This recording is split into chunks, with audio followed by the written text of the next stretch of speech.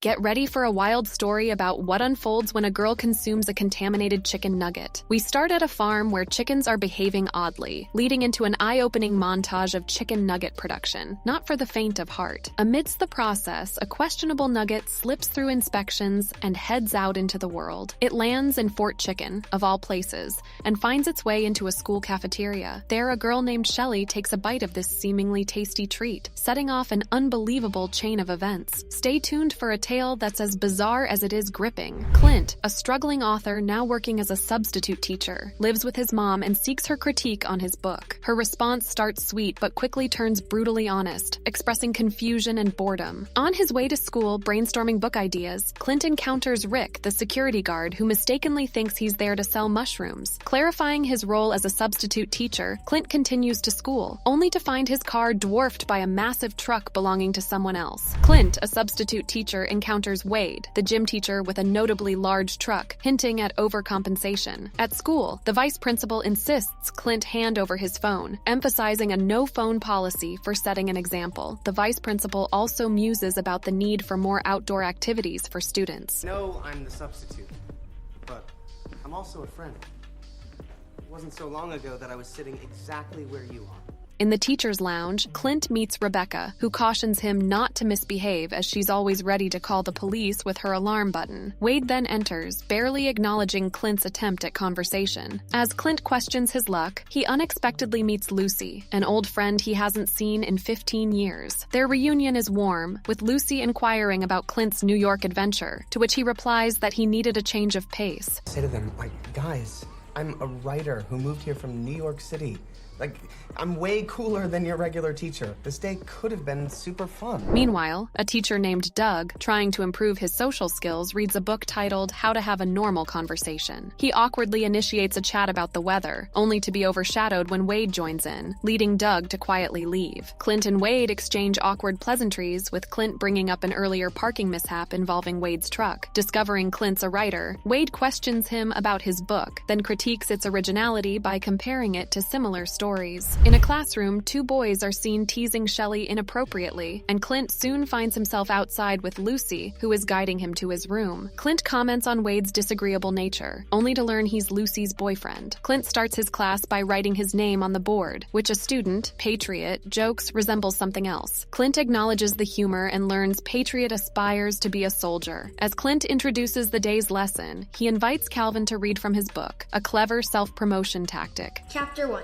Trent always loved boats, but when he spent his life savings on the Anna Marie, he didn't know he just charted a course to evil. While Calvin reads, Shelley, who is unwell, suddenly attacks Patriot, biting his cheek. Clint intervenes, accidentally injuring himself. He escorts Patriot to the nurse, playfully encouraging him to be brave. Post-class, Clint returns to the teacher's lounge, where he continues his conversation with Lucy. Outside, Dink confronts Shelley for biting his friend, only to be attacked by her as she tries to dig under a fence. This incident ignites a frenzy, with Dink spreading the chaos through aggressive attacks. Rick, the security guard, witnesses everything but is too affected by his medication to act decisively. He still manages to inform the principal about the situation. Unaware of the mayhem, Wade is playing ball alone, momentarily spotting Clint and Lucy enjoying a laugh inside. The vice principal arrives, seemingly to control the situation, but is quickly overpowered and violently attacked by the now infected students. In the teacher's lounge, the staff witness the chaos unfolding outside. We've all wanted to do that to Vice Principal Sims, okay? I know I have.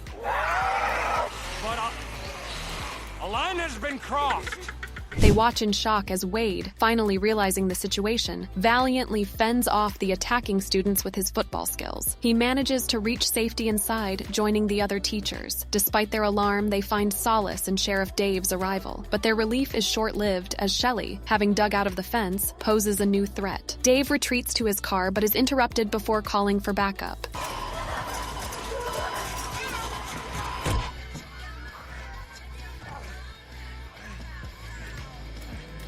In In the lounge, a skirmish ensues as Patriot targets Rebecca, who narrowly escapes. Another teacher isn't as lucky, but Wade, making a tough decision, locks her out for the group's safety. The teachers then seek refuge in the library where they find Calvin. Despite initial panic, Tracy, noting Calvin isn't infected, welcomes him into the group. Together, they head to the band room, only to be met with another unwelcome visitor. Seeking shelter, Doug checks on an infected student while Clint and Wade debate their strategy. Clint, feeling sick from Shelley's scratch, is isolated by Wade. Doug later determines the infection is milder in adults. Reunited, the group heads to the roof to signal parents for help, but their plan fails due to distracted parents. Meanwhile, the uninfected Tamra joins the group. Indoors, Wade battles the infected, struggling with guilt after injuring Dink. Lucy's attempt to comfort Wade is strained by his jealousy over Clint. You can't even deny it.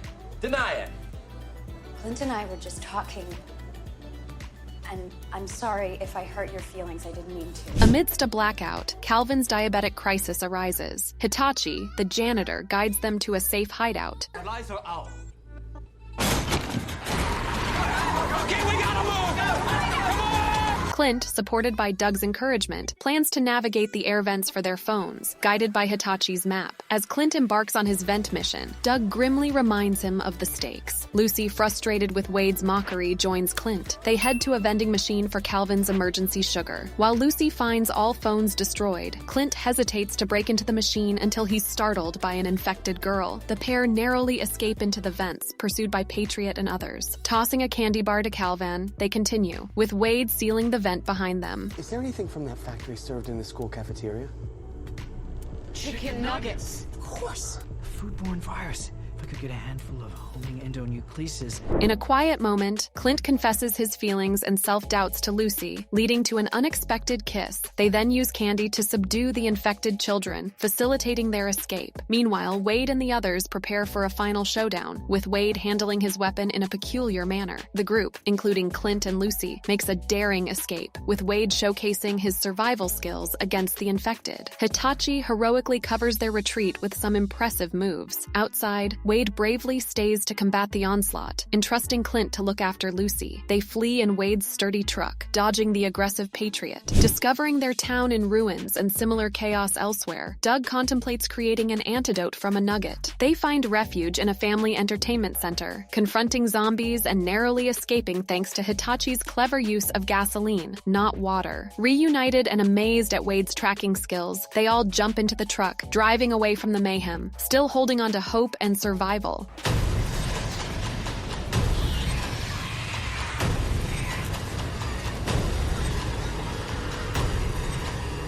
That's a wrap on our action-packed saga. From zany antics to brave hearts, it's been quite the ride. Thanks for tuning in. If you enjoyed the wild twists and turns, don't forget to like, share, and hit that subscribe button for more exciting tales. Stay on the lookout and double-check those chicken nuggets. See you in our next video adventure.